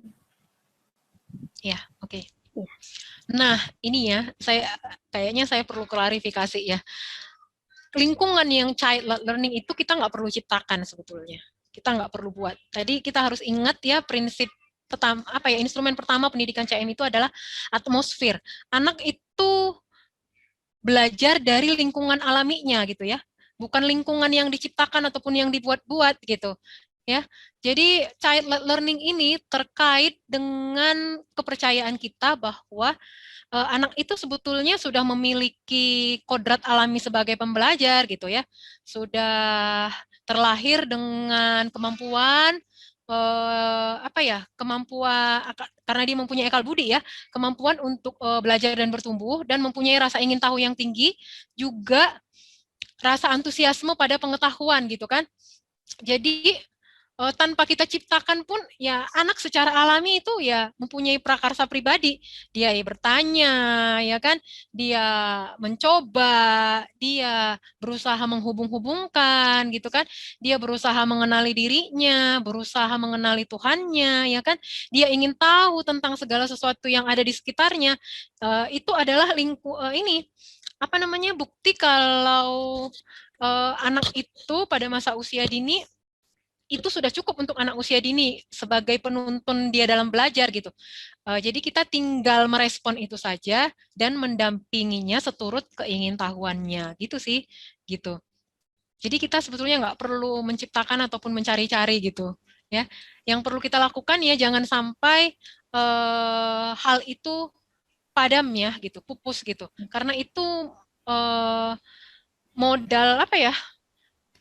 Yang diberikan oleh Tuhan bagi kita ya untuk bisa bertumbuh secara pribadi ya gitu. Kalau bisa ya terpelihara dari dia apa ya usia dini sampai terus sepanjang hayatnya sampai besar gitu kan, sampai nanti akhir hayatnya gitu. Oke, baik. Ke ini berarti kita lanjut lagi ke beberapa pertanyaan yang cukup banyak ini. Sepertinya banyak yang pengen tahu lebih lanjut tentang nature walk. Jadi pertama dari Mbak Nurul Fauziah, apakah ketika nature walk itu orang tua diperbolehkan untuk menanyakan pertanyaan pemantik untuk memantik pemahaman, jadi diskusi dengan anak, atau sebaiknya mungkin hanya menunggu apa yang anak ingin tahu aja? Gimana Mbak Lili? Oke, ya. Yang terbaik yang pertama itu adalah kembali lagi ke instrumen pendidikan ya. Pertama itu orang tua melakukan nature walk dulu, melakukan nature study dulu untuk dirinya sendiri ya. Itu berarti kan anak bisa melihat contoh ya teladan hidup gitu loh tentang oh iya mama papaku juga ikut belajar mengenal alam kok gitu kan ya. Jadi dari situ juga tanpa kita beritahu gimana caranya apa ya mempunyai keingintahuan pada alam, gimana caranya mengamati alam, gimana sih caranya meneliti alam, dia sudah melihat contohnya gitu kan, gitu. Dia lihat antusiasme orang tuanya mencari tahu atau mempertanyakan gitu kan, atau setidaknya apa ya takjub pada kebesaran Tuhan gitu kan, dia lihat sendiri gitu loh, dan dia rasakan sendiri dengan mata kepala dan mata pikiran dan mata batinnya gitu kan.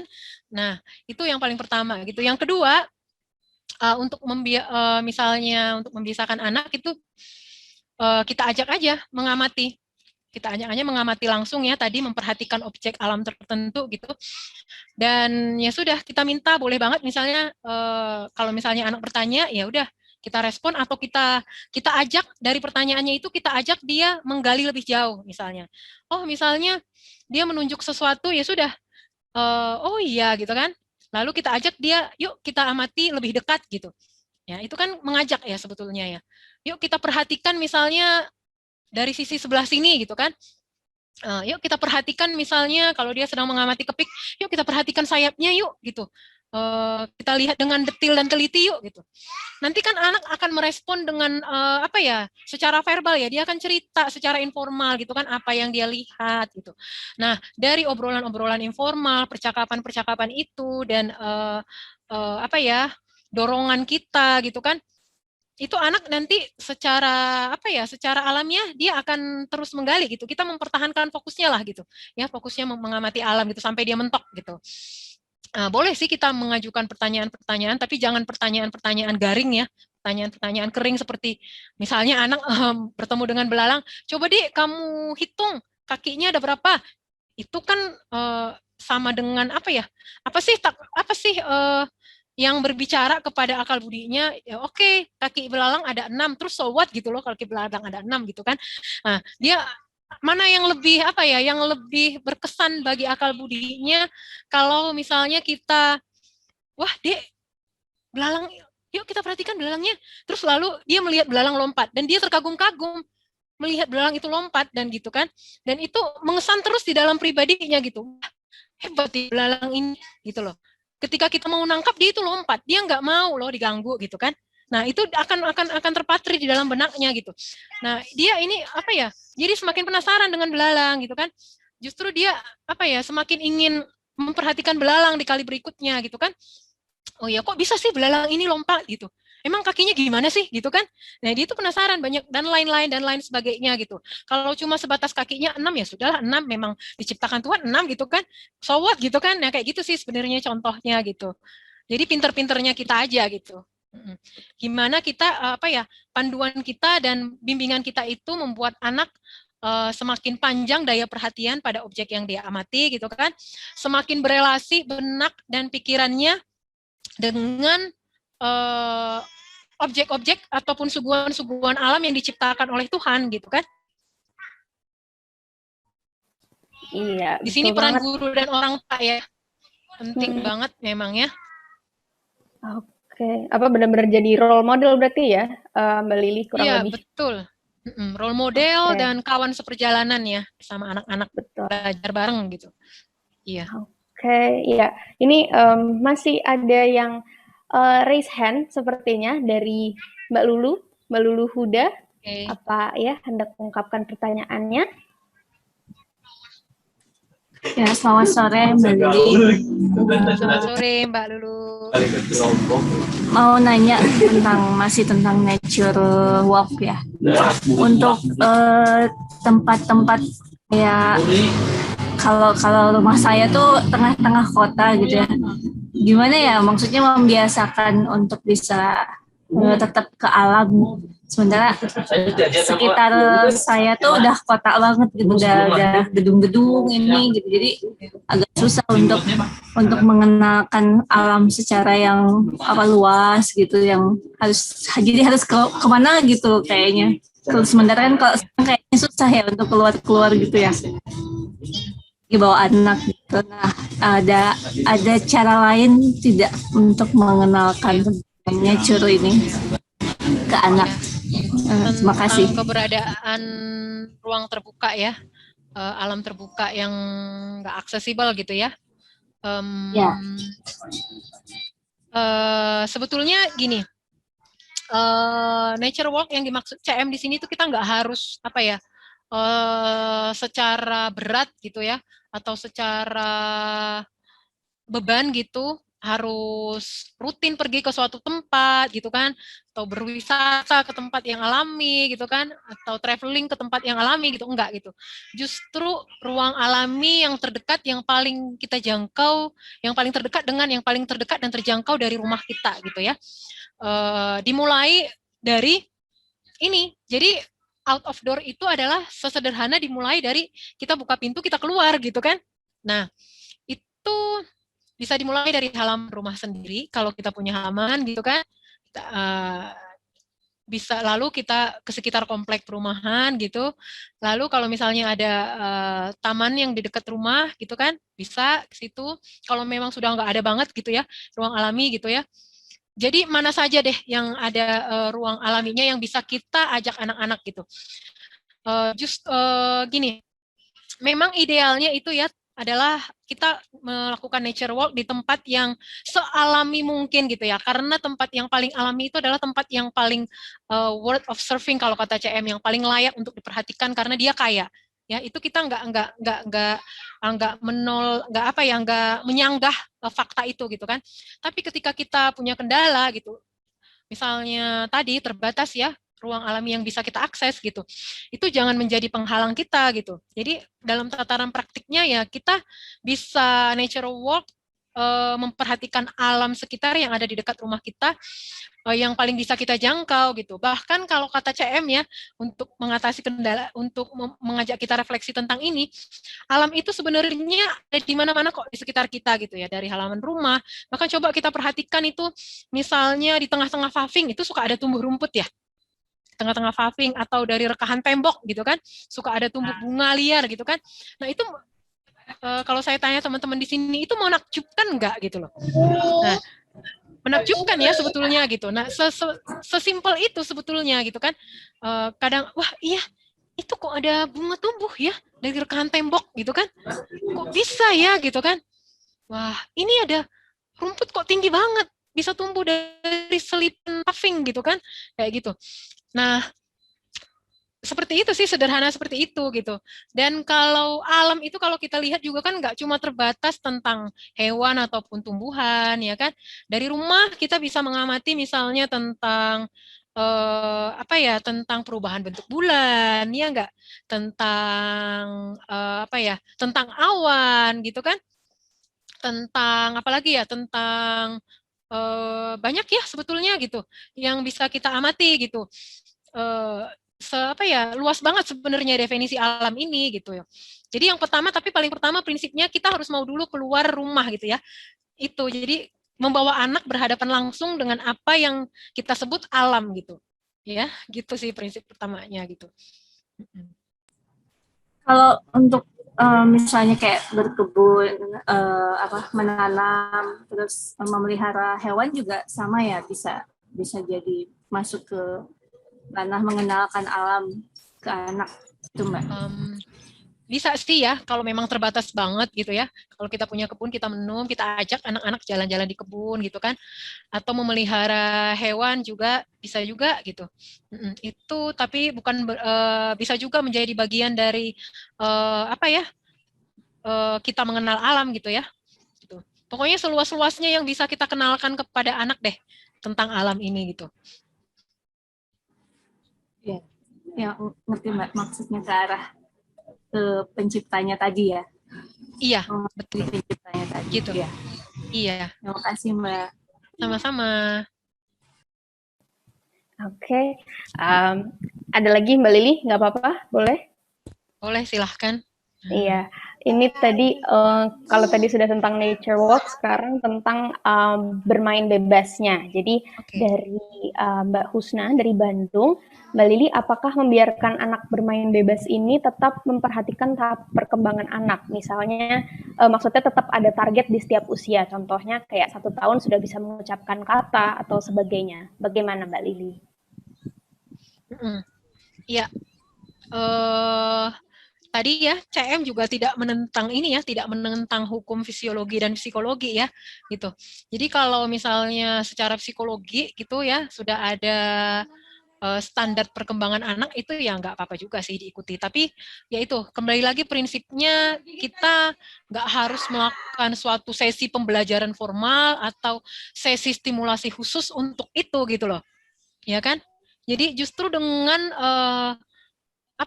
banyak-banyak memberi kesempatan anak untuk bermain bebas, itu artinya kita banyak memberi kesempatan segenap indranya untuk bisa mencapai tahap perkembangan itu secara alamiah gitu loh. Ya itu sih. Jadi kita nggak menentang, tapi prinsipnya dalam pendidikan CM tadi itu gitu loh. Baik, karena ini ya Mbak Lili berarti semakin banyak stimulasi jadinya semakin ini juga semakin optimal juga proses pembelajaran dari anak-anak gitu. Iya, jadi kita kita boleh aja melakukan stimulasi, tapi stimulasinya itu gimana ya? Stimulasi terbaik adalah pertama-tama kita memberikan kesempatan anak untuk melakukannya secara alamiah gitu loh Mbak. Jadi kalau misalnya anak bisa melakukan itu secara alamiah, kita nggak perlu memberikan stimulasi khusus kan sebetulnya gitu loh. Ketika anak tadi contohnya apa? Anak 1 tahun usianya apa tadi? Sudah mampu mengucapkan kata gitu. Iya. Itu kita sebenarnya nggak perlu menjadwalkan suatu sesi stimulasi tertentu kan. Itu misalnya pagi-pagi anak harus saya latih bicara gitu kan, nggak perlu sebetulnya gitu. Secara alamiah kita kan bicara ya dalam kehidupan sehari-hari dengan melihat orang tuanya yang nggak ngirit ngomong gitu ya, dengan melihat orang tuanya yang senang bersenandung atau bernyanyi gitu, atau bersosialisasi dengan tetangga, itu akan membuat anak juga bisa menstimulasi dirinya sendiri gitu loh untuk melakukan itu, untuk ngomong gitu kan. Nah kalau misalnya anak belum mencapai tahap pertambahan itu, pertama-tama ya kita lihat dulu atmosfernya bagaimana gitu kan. Atmosfernya bagaimana gitu. Apakah di rumah kita lingkungan alaminya dia itu adalah lingkungan yang mendorong dia untuk berbicara gitu kan. Gitu. Lalu kita lihat apakah anak terbiasa misalnya berbicara gitu. Misalnya anak ngoceh-ngoceh, grumble nggak jelas, apakah justru kita kita biasain gitu kan, dia baby talk gitu kan, apakah kita juga ikut-ikutan baby talk gitu kan, gitu. Apakah kalau anak berbicara baby talk gitu, terus kita malah ikut-ikutan baby talk yang akhirnya menyebabkan dia terbiasa untuk berbicara seperti itu secara terus-menerus gitu kan. Nah, seperti itu gitu kan. Lalu apakah kita misalnya menstimulasi akal budinya sehingga dia terpantik untuk berbicara gitu kan? Sudahkah kita misalnya membacakan buku-buku yang betul-betul bisa bercakap-cakap dengan dirinya gitu kan? Sudahkah misalnya kita mengajak anak ke alam yang memantik rasa ingin tahuannya, yang memantik dia untuk mendorong dia untuk bertanya, untuk bercerita, untuk mengungkapkan kekaguman, seperti itu sih, gitu. Teman-teman gitu. Semoga paham ya. Memang tipis Iya. banget ya kelihatan bedanya gitu loh. Oke. Baik, ini Bu Ika bagaimana berhubung sudah 4:30 ternyata diberikan waktu ekstra tadi. Gimana Bu Iya, Ika? iya. Ya boleh, silakan Mbak Lili, apakah masih memberikan kesempatan untuk menjawab yang bertanya? Kalau memang sudah cukup, maka kita akhiri. Kalau masih ada yang bertanya, 1 atau 2 pertanyaan lagi nggak apa-apa Mbak. Oke, Nanti boleh. setelah itu. Baik, kalau gitu. Oke. Ini barusan dari Mbak Amelia Devita Surabaya, dari Surabaya katanya.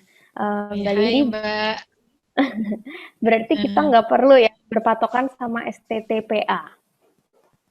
Nggak apa-apa sih sebetulnya ya, nggak salah kita berpatokan pada saat itu. Tapi itu kita jadikan patokan bagi kita orang tua gitu loh. Bukan kita jadikan tuntutan untuk anak gitu loh. Itu sebenarnya kan untuk kitanya sebenarnya kan ya. Untuk kitanya mengobservasi anak kan, lantas bukan untuk pencapaian anak sebetulnya kan ya. Jadi dengan membaca standar-standar itu, jadi kita punya bahan evaluasi ya. Apa yang kurang nih? Dari yang telah kulakukan gitu kan, pendidikan yang telah kuberikan kepada anak gitu kan. Tapi dalam praktiknya fleksibel gitu, kita jangan menuntut anak harus mencapai sesuai dengan standar itu, misalnya pada usia itu gitu. Kalau pada kenyataannya anak belum mencapai, ya sudah, kita berefleksi saja gitu loh. Kembali lagi kepada, kalau dalam perspektif CF, kepada ketiga instrumen tadi ya, kita refleksi, atmosfernya kita bagaimana gitu. Terus pembiasaan apa yang bisa kita lakukan untuk mendorong anak maksudnya bisa mencapai hal tersebut gitu ya. Ini pembiasaan ya. Pembiasaan itu baik pada tubuhnya ya, ataupun pada kehendaknya dan juga pikirannya gitu ya. Lalu ide-ide apa yang kita suguhkan kepada anak untuk memantik anak bisa mencapai perkembangan itu gitu sih. Jadi ini lebih kepada warning untuk kita sebetulnya ya, daripada tuntutan untuk anak usia dini kita gitu loh. Iya, baik kalau begitu. Mungkin ini terakhir satu lagi buat jadi referensi juga untuk teman-teman dan Bapak Ibu Ayah Bunda yang hadir hari ini. Dari pertanyaan dari Mbak Ani dari Semarang. Bacaan dan dongeng living books untuk usia dini apa aja ya kira-kira, mungkin Mbak Lili menambahkan referensi lagi. Sebetulnya tadi udah dijawab ya Mbak ya. Oh iya. Iya. Jadi kalau bisa cari ya, mungkin kalau ikut Facebook group komunitas Charlotte Mason ya, bisa tanya atau sharing di situ gitu ya. Jadi ada buku-buku terjemahan yang sudah diterjemahkan seperti Beatrix Potter series ya, atau ada buku bergambar seri Laura Ingalls juga, ada buku Winnie the Pooh juga gitu. Tapi memang ketersediaan buku lokal untuk anak, buku berbahasa Indonesia ya, untuk anak usia dini masih minim. Jadi teman-teman boleh kalau ingin melihat contohnya atau ingin membacakan untuk anaknya, itu bisa melihat rujukan rekomendasi buku-buku untuk anak usia dini dari misalnya Humbleside Online ya, dari Simply Charlotte Mason misalnya, atau banyak sih, kalau buku-buku luar itu banyak sekali sebetulnya ya, gitu. Baik, jadi kalau kami di rumah memang sebagian besar anak saya yang usia dini, jadi bacanya ya saya bacakan yang bahasa Inggris gitu. Jadi kalau misalnya ada yang perlu saya terjemahkan ya, saya terjemahkan spontan gitu. Oke, kalau gitu. Iya, mungkin terima kasih banyak sebelumnya kepada Mbak Lili. Ini juga ternyata kita dapat feedback, ada salah satu dari peserta hari ini yang memberikan feedback dari Mbak Ivi ya, dari Mbak Ivi dari Tangsel. Terima kasih Mbak Lili sudah mengenalkan konsep pendidikan Charlotte Mason, jadi semakin bertambah wawasan karena konsepnya ini bermanfaat sekali untuk orang tua yang butuh panduan menerapkan pendidikan di rumah, di mana pendidikan utama yang paling baik diberikan ke anak itu berawal dari keluarga dan rumahnya ya, Mbak Lili. Iya, betul banget, Mbak. Iya.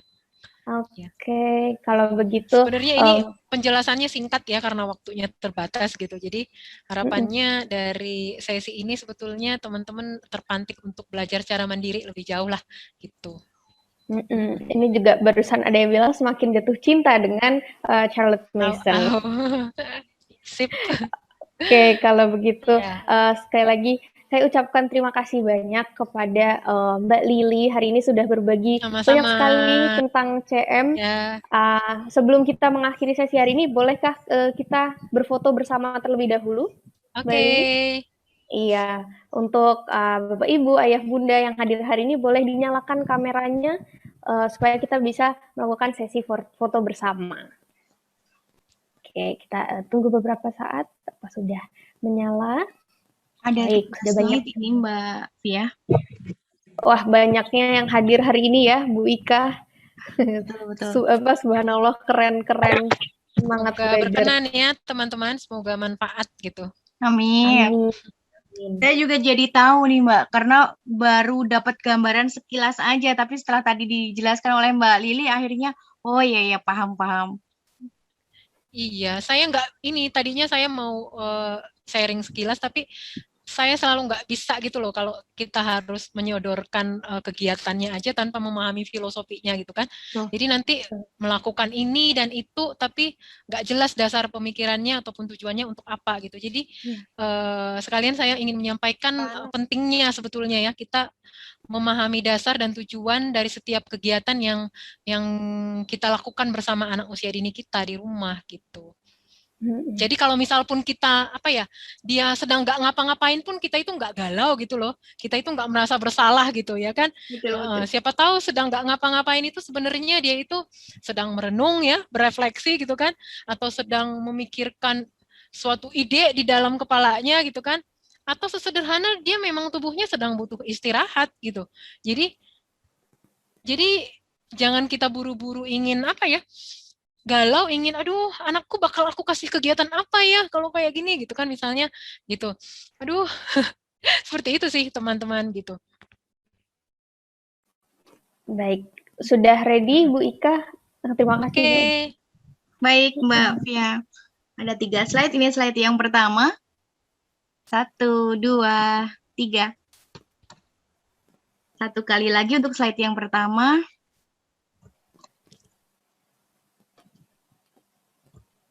Oke, maaf ada chat. Satu kali lagi untuk yang slide yang pertama, boleh tahan senyumnya dulu.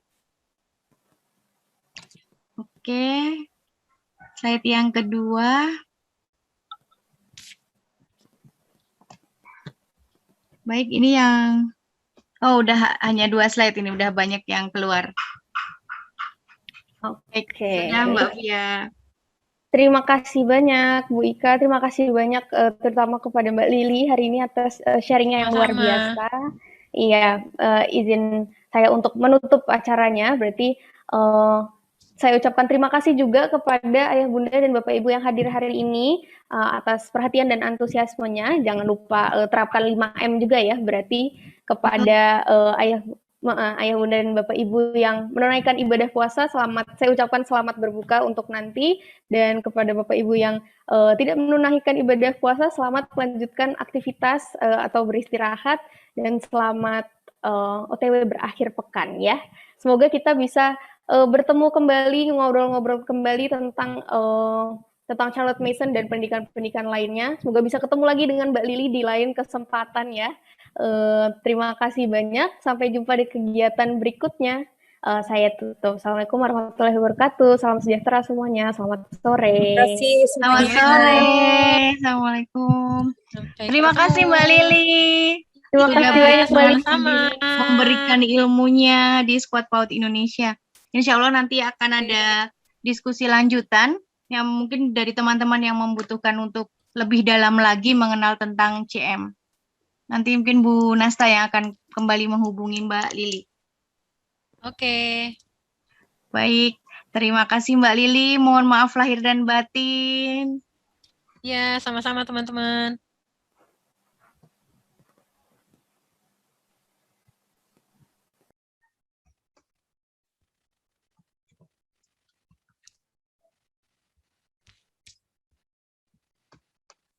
Baik, teman-teman yang mungkin akan melanjutkan aktivitas boleh boleh meninggalkan Saya live ya, room. teman-teman.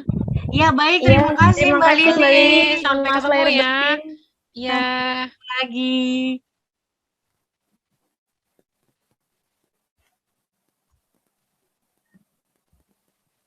Terima kasih Mbak Via. Terima kasih Bu Ika. Ya ampun. Mohon maaf banyak salahnya tadi. Nggak apa-apa. Saya juga baru pertama soalnya ini jadi baru baca-baca aja tentang CM. Tapi ternyata oh gini ya tadi sambil WA-an juga sama Bu Andri nanya-nanya baru ini ngeh tentang CM. Sama-sama Bu Ani. Dibanding dari Montessori kemudian Reggio Emilia, Waldorf gitu saya udah agak banyak maksudnya memahami lebih dalam sih. Kalau yang ini memang baru ini sih yang benar-benar detail. Ini saya kayaknya malah karena baru pertama kali ikutan yang tadi, yang Reggio Emilia sama sekarang baru ngehnya itu baru sekarang gitu. Tentang sistem-sistem pendidikan yang metodenya buat homeschooling dan mengutamakan anak-anak gitu. Jadi seru banget. Saya juga jadi banyak dapat pengetahuan baru. Sama-sama belajar. Ini masih di sekolah? Iya. Apa udah di rumah? Saya di rumah, kalau mama yang ke sekolah hari ini. Oh, Gitu, iya. oke, baik. Oke.